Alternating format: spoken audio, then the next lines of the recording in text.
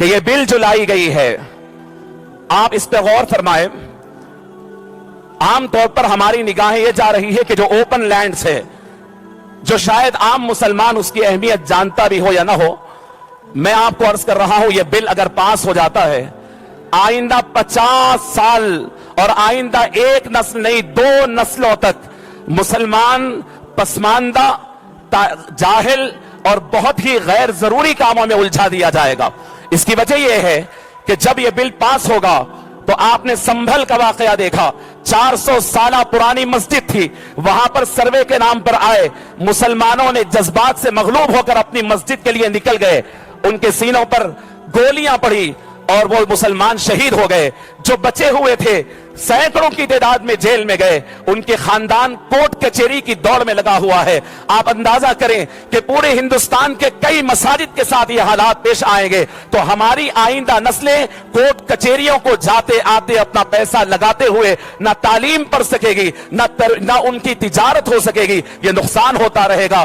آئندہ 50 سال اور آئندہ ایک نہیں 2 نسلوں کے مستقبل کے بارے میں ہم گفتگو کرنے یہاں ٹھہرے ہیں. میں آخری بات عرض کرنا چاہتا ہوں. بار بار بی جے پی کی آئی ٹی سیل، چاہے اس میں ہمارے لوگ ہوں یا غیر، نام نہ دیکھیں، یہ آئی ٹی سیل یہ باور کرا رہی ہے کہ مسلمانوں کو وقف سے فائدہ کیا ہوا. عزیزان گرامی، آخری جملہ سن لیں. وقف سے فائدہ، وقف سے فائدہ. میں عرض کرنا چاہتا ہوں پوری ذمہ داری سے، آج جتنی نمازیں آپ کے ہو رہی ہے وہ وقف کی سرزمین پر ہو رہی ہے. جتنی عبادتیں ہو رہی ہے وہ وقف کی سرزمین پر ہو رہی ہے. آپ کے آبا و اجداد جو مدفون ہے وہ وقف کے قبرستانوں میں مدفون ہے. جو آپ کے مساجد کے ائمہ اور خطبہ ہے وہ وقف کے مدرسوں سے فارغ ہے. عزیزان گرامی، یہ اساتذہ، یہ بڑے بزرگ، آل انڈیا مسلم پرسنل لا بورڈ اس وقت پورے ہندوستان میں یہ ایک امیر کی حیثیت رکھتے ہیں اور جماعت کی حیثیت رکھتے ہیں. امت کا اتحاد ہے. حضور نے فرمایا ید اللہ علی الجماع، اللہ کا ہاتھ ہوتا ہے جماعت پر. من شذ شذ الی النار، جو اس سے الگ ہوگا وہ انفرادی طور پر دوزخ کے حوالے ہوگا. اتحاد کا ساتھ رہے، جماعت کا ساتھ رہے اور آل انڈیا مسلم پرسنل لا بورڈ کے ساتھ رہے. وما علینا الا البلاغ المبین. جزاکم اللہ خیر. حاضرین، اب اس کے بعد تلنگانہ جماعت اسلامی کے امیر حلقہ، معروف دانشور اور اسکالر محترم جناب پروفیسر ڈاکٹر خالد مبشر الظفر صاحب کو میں دعوت دیتا ہوں کہ وہ تشریف لائیں. السلام علیکم ورحمۃ اللہ وبرکاتہ. الحمدللہ رب العالمین والصلاة والسلام علی رسولہ النبی الکریم والعاقبۃ للمتقین. قال اللہ تعالیٰ فی القرآن المجید والفرقان الحمید ان اللہ لا یغیر ما بقوم حتی یغیروا ما بانفسہم. محترم صدر اجلاس مولانا خالد سیف اللہ رحمانی مدد اللہ العالی، صدر آل انڈیا مسلم پرسنل لا بورڈ، آج کے میزبان محترم بیرسٹر سید اسد الدین اویسی صاحب، معزز علماء کرام، قائدین ملت، زعماء امت، دانشوران قوم اور صحافی برادران، السلام علیکم ورحمۃ اللہ وبرکاتہ. ابھی میں نے جو آیت آپ کے سامنے تلاوت کی ہے اس کا بہت خوبصورت منظوم ترجمہ ہے. خدا نے آج تک اس قوم کی حالت نہیں بدلی، نہ ہو جس کو خیال آپ اپنی حالت کے بدلنے کا. میں جماعت اسلامی ہند تلنگانہ کی جانب سے اس کل جماعتی اجلاس کو ملت کی اجتماعی وحدت اور ملی وقار کے تحفظ کی ایک اہم کوشش سمجھتا ہوں اور آل انڈیا مسلم پرسنل لا بورڈ کا تہہ دل سے شکریہ ادا کرتا ہوں کہ اس نے وقف جیسے نہایت حساس اور بنیادی دینی مسئلے پر ہم سب کو ایک پلیٹ فارم پر جمع کیا. اور محترم بیرسٹر سید اسد الدین اویسی صاحب کے حق میں بھی آج کے ان عظیم انتظامات کے لیے دعائے خیر کرتا ہوں. معزز حضرات، یہ ایک حساس موضوع ہے. ہم جس وقت ترمیمی ایکٹ کا سامنا کر رہے ہیں وہ محض کوئی قانونی تبدیلی نہیں بلکہ ملت اسلامیہ ہند کے دینی، تعلیمی، فلاحی اور معاشی انفراسٹرکچر پر ایک منظم حملہ ہے. وقف ایک اسلامی عبادت اور مستقل خدمت یعنی پرپیچول چیریٹی ہے جو نہ کسی فرد کی ملکیت ہے اور نہ کسی حکومت کی. یہ نظام دنیا کے کسی بھی جمہوری اور سیکولر اصول سے متصادم نہیں ہے بلکہ اس کی روح یعنی خیر عامہ، رفاہ عام اور انسانی فلاح سے مکمل ہم آہنگ ہے.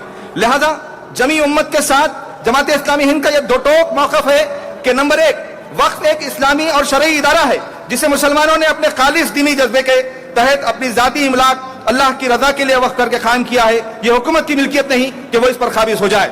نمبر 2، حکومت کی طرف سے وقف پر دست درازی اور مداخلت کی ہر کوشش دستور ہند کی دفعات 25 اور 26 جو مذہبی آزادی کی ضمانت دیتی ہیں کی کھلی خلاف ورزی ہے. نمبر 3، वक्फ बोर्ड को गैर मुअस्सिर बनाने, इसकी खुद मुख्तारी तलब करने और कारपोरेट या सरकारी दबाव में लाने की जो तदाबीर इस बिल में है, वो दरअसल अक़लियती इदारों को बतदरीज खत्म करने की एक मुनज़्ज़म साजिश का हिस्सा है। नंबर 4, इस बिल को की मखसूस दफात के जरिए सदियों से मुसलमानों के ज़ेर इस्तेमाल मसाजिद, कब्रिस्तान, ईदगाहें और दरगाहों जैसे मजहबी मुकामात को मुतनाज़ा बनाकर एक मुस्तकिल इख्तिलाफ का माहौल पैदा किया जा रहा है, जो सिर्फ मुसलमानों ही के लिए नहीं बल्कि पूरे हिंदुस्तानी समाज के लिए नुकसानदाह है। नंबर 5, जमात इस्लामी हिंद इस मुत्तहिदा प्लेटफॉर्म से वाज़ेह तौर पर आवाज बुलंद करती है कि यह मुतनाज़ा बिल फौरी वापस लिया जाए, वक्फ बोर्ड को मुकम्मल आईनी खुद मुख्तारी दी जाए, वक्फ जायदादों के तहफ़्फ़ुज़ और इनकी बाज़ाबी के लिए खुसूसी अदालतें कायम हो और नाफिज क़वानीन में मौसर तरमीम की जाए। नंबर 6, हम वाज़ेह करते हैं कि वक्फ जायदादें न सिर्फ मजहबी अक़दार का मजहर है बल्कि लाखों गरीब, यतीम, नादार तलबा और बेसहारा अफराद की पुष्पनाह भी है। इस कानून का असल निशाना दरअसल इन्हीं तबक़ात की फलाह को मुतासिर करना है। हमारी रियासत तेलंगाना का मंजरनामा क्या है? रियासत तेलंगाना में हजारों एकड़ वर्ग इमलाक मौजूद है, मगर बदकिस्मती से इनमें से बेशतर पर नाजायज कब्जे या इस्तेहसाल जारी है। हर जिले में वक्फ बोर्ड की बेबसी और हुकूमत की गफलत अफसोसनाक है। वक्फ बोर्ड को इख्तियारात से महरूम कर देना और इसके फैसलों को सरकारी मंजूरी से मशरूत रखना इसकी अमली मौत के मुतरादिफ है। आज इज्तिमाई राय हमारे एक अहम जरूरत बन गया है। यह वक्त है कि हम तमाम मसालिक, मकातिब फिक्र, जमातों और इदारों को साथ लेकर आईनी और जमहूरी तरीकों से इज्तिमाई जदोजहद करें। यह जदोजहद कानूनी सतह पर भी हो और पूरा एहतजाजी सतह पर भी। हमें वकला, सहाफियों, सिविल सोसाइटी, अवाम उन्नास और कानून साजों को इस बिल की असल नौइयत और इसकी पेचीदगियां और इसके संगीन असरात से वाकिफ कराना होगा। हम मुल्क के सेकुलर, इंसाफ पसंद, गैर मुस्लिम शहरियों और सियासी जमातों का शुक्रिया अदा करते हैं जिन्होंने पार्लियामेंट के अंदर और बाहर इस बिल की मुखालिफत की। तमिलनाडु, केरला और मगरबी बंगाल जैसी रियासतों ने यह वाज़ेह पैगाम दिया है कि वो इसे नाफिज नहीं होने देंगी।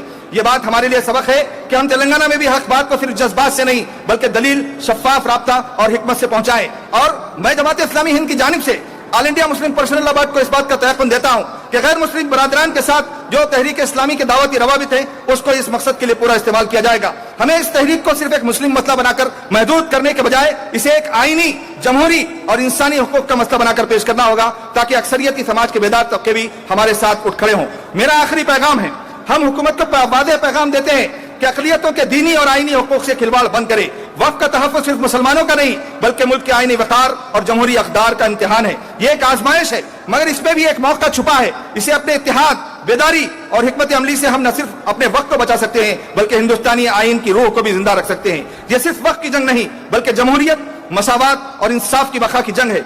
आइए हम सब मिलकर यह आवाज लगाएं, वक्फ बचाओ, आइन बचाओ, वक्फ बचाओ, वक्फ बचाओ। दुआ है कि अल्लाह ताला हमें बसीरत, हिकमत, इत्तिहाद और इस्तिकामत अता फरमाए। व आखिरु दावाना अनिल हम्दुलिल्लाहि रब्बिल आलमीन।